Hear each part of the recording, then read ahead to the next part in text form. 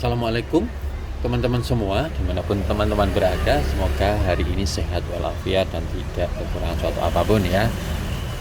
Untuk kesempatan kali ini saya akan membahas tentang kelebihan dan kekurangan handphone palsu atau HP refurbished. HP refurbished ini adalah handphone asli tapi palsu. Jadi sekilas seperti asli tapi ternyata palsu. Apa kelemahan, kekurangan dan kelebihan dari handphone refurbished ini ya, akan kita bahas kali ini. Yang pertama, ini kita lihat dulu. Di tangan saya ada HP Vivo refurbished. Ini berlaku untuk semua jenis HP palsu ya, HP refurbished, Oppo, Vivo ataupun merek-merek lain yang menyerupai HP asli. Akan kita bahas kelebihannya dulu ya. Kelebihannya, kekurangannya, nanti terus apa yang kita lakukan seandainya kita sudah berhasil membeli atau ketipu atau bagaimana dengan handphone palsu ini ya. Kita bahas kelebihannya dulu ya. Handphone ini kelebihannya yang pertama, terlihat mulus, terlihat bagus ya. Jadi kelebihannya itu dengan harga murah, dengan harga di bawah 1.600.000, 700, 800 kita sudah mendapatkan handphone dengan model kekinian ya. Jadi handphone ini tidak kalah dari segi bentuk ataupun modelnya, karena sudah layar full, layar poni dan mulus fisiknya. Itu kelebihan yang pertama. Jadi kalau kita pegang handphone ini orang tidak tahu, dari sekilas ya dikira handphone asli, dikira handphone mahal. Padahal kita belinya cuma 600, 700 tergantung tipenya ya. Itu kelebihan yang pertama. Kelebihan yang kedua adalah mempunyai banyak kekurangan. Itu ya. Jadi kelebihan yang kedua itu handphone ini mempunyai banyak kekurangan. Itu ya teman-teman semua ya. Penampakannya seperti ini. Refurbished ini. Kita lanjut untuk membahas kekurangannya. Nah ini yang ditunggu-tunggu oleh teman-teman. Kekurangannya apa seandainya kita sudah membeli HP ini gitu ya. Apakah worth it atau tidak kalau kita pakai dalam jangka yang lama, begitu ya. Kekurangan yang pertama yaitu tidak mempunyai banyak kelebihan. Yaitu kita lihat dari segi material bahannya. Handphone ini sangat berbeda dengan handphone aslinya.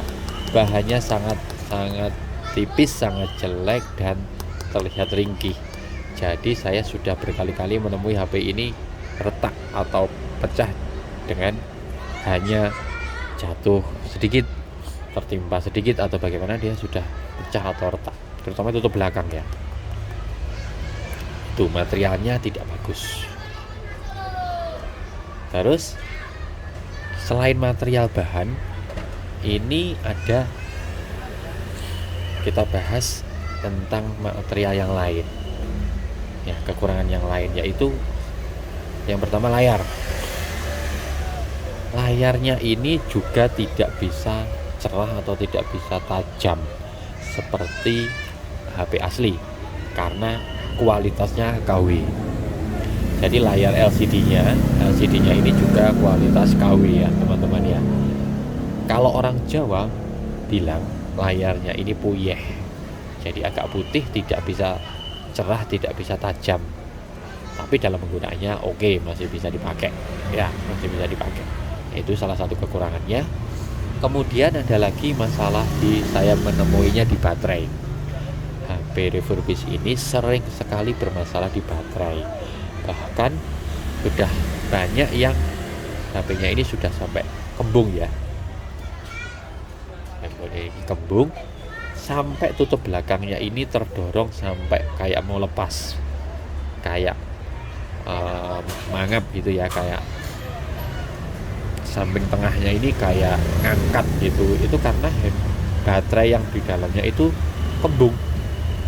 Karena baterainya itu besar, ngembung, akhirnya dia mendorong tutup belakangnya ini sampai kelihatan apa itu kayak mau lepas gitu, menganga itu samping-sampingnya, terutama samping yang tengah ini ya. Nah itu jangan sampai di lem ya teman-teman ya. Kalau kita lem nanti kita menekan baterainya itu ke tengah atau ke dalam. Ya itu sudah berkali-kali saya menjumpai kalau saya bongkar tipe baterainya ini sebenarnya tidak sesuai dengan tipe HP-nya. Jadi asal masuk aja, asal bisa nyala aja, tapi kapasitas dan bentuk baterainya kadang tidak sesuai dengan aslinya. Sehingga banyak juga HP refurbish ini kalau digoyang itu bunyi katak-katak itu karena baterainya goyang. Baterainya terlalu kecil, baterainya tidak dilem, atau mungkin baterainya berkapasitas kecil. Jadi tidak sesuai dengan spesifikasi asli dari handphone tersebut.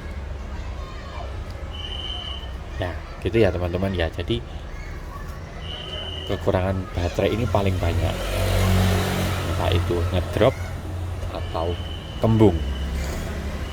Nah, kalau dalam pemakaiannya, jadi setelah pakai sekitar 3 bulan 4 bulan dalam pemakaian normal ya, maksudnya normal itu ya tidak terlalu dipanjer nge-game 24 jam atau gimana, pokoknya pemakaian normal itu rata-rata handphone ini panas. Kemudian banyak yang mengalami masalah di speakernya ini rata-rata suaranya gembret atau pecah speakernya ini. Kemudian dari segi performa mesin seperti yang saya bahas sebelumnya, speknya kan ini tidak sama dengan yang ada di softwarenya. Kayak RAM 4, aslinya RAM 4 kalau dicek di aplikasi ternyata cuma RAM 4, tapi tertulisnya di software kalau dicek RAM 6 atau RAM 8 gitu ya.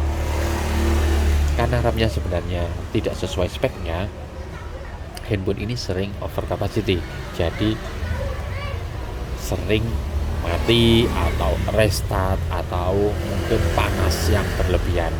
Nah, karena memang ya dengan harga segitu kita juga jangan berharap terlalu banyak juga.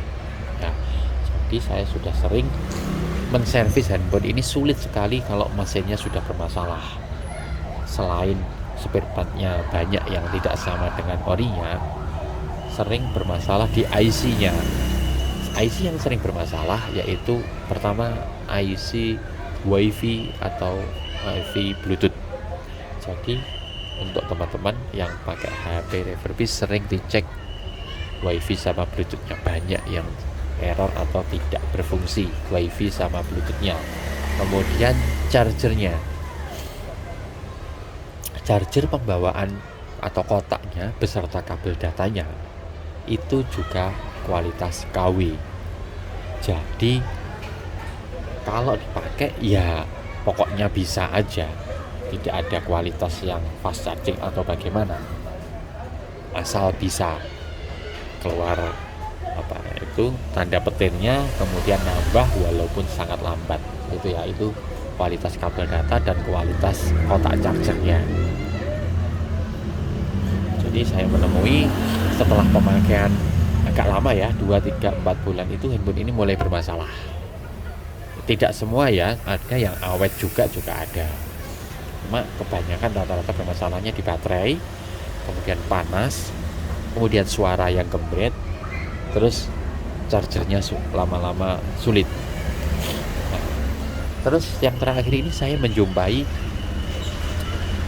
sinyal WiFi sama Bluetooth-nya banyak yang tidak bisa. Sering terjadi di Oppo dan Vivo yang refurbish ya. Kemudian handphone ini kalau sudah rusak atau sudah mulai error di mesinnya itu sulit untuk dibenerin ya, sulit untuk diperbaiki, tidak seperti HP asli yang mungkin tinggal mengganti komponennya aja. Tergantung teman-teman sekarang, mungkin kalau mau memilih handphone refurbish seperti itu kelebihan dan kekurangannya. Kalau saya tetap merekomendasikan pakailah handphone yang original aja, handphone yang asli aja. Terus ini kekurangan selanjutnya, ini yang paling parah yang terjadi akhir-akhir ini. Handphone refurbished akhir-akhir ini, terutama Vivo, itu terblokir WA-nya. Jadi handphone ini kalau dipakai WA akan terdeteksi spam. Jadi setelah diaktifkan WA-nya, selang 1 jam, 2 jam, maksimal 1 kali 24 jam, dia akan terblokir, akan terdeteksi spam. Banyak terjadi, terutama HP Vivo ya, Vivo terutama. Tidak menutup kemungkinan di HP refurbished yang lain, tapi kebanyakan terjadi di HP Vivo. Yang refurbished itu WA-nya awal-awalnya bisa, tapi setelah diaktifkan 1 hari maksimal, kadang nggak sampai, cuma 1 jam 2 jam aja sudah terblokir lagi. Ganti nomor, keblokir lagi, ganti nomor, keblokir lagi. Begitu ya teman-teman. Bahkan saya sudah pernah mencoba untuk ganti email, itu tetap terblokir lagi walaupun jangkanya agak panjang. Begitu teman-teman. Jadi WA-nya terblokir, bahkan ada tulisannya gunakan WA resmi, padahal kita juga sudah mendownload dari App Store atau Play Store ya. Tapi mereka di handphone ini bilang gunakan WA resmi, seperti itu. Dan kalau dipakai, diaktifkan, itu selang 1 jam, 2 jam, maksimal 1 kali 24 jam itu akan terblokir dan terdeteksi spam. Mesti kita bingung, spam yang bagaimana, wong gitu nggak ngapa-ngapain. Kemudian kita ganti nomor, akan terblokir lagi, ganti nomor lagi, keblokir lagi. Untuk mengatasi handphone yang terblokir WA-nya, terutama HP refurbished ini ya, Vivo terutama, bisa dengan cara nanti saya buatkan video lagi untuk mengatasi masalah WA yang terspam itu ya, yang terblokir itu di video selanjutnya. Nanti link videonya untuk mengatasi WA terblokir itu saya taruh di deskripsi ya, atau bisa di search di channel saya untuk mengatasi WA yang terspam atau WA gunakan WA resmi yang terblokir gitu ya. Oke, sementara cukup sekian, saya akhiri. Assalamualaikum warahmatullahi wabarakatuh.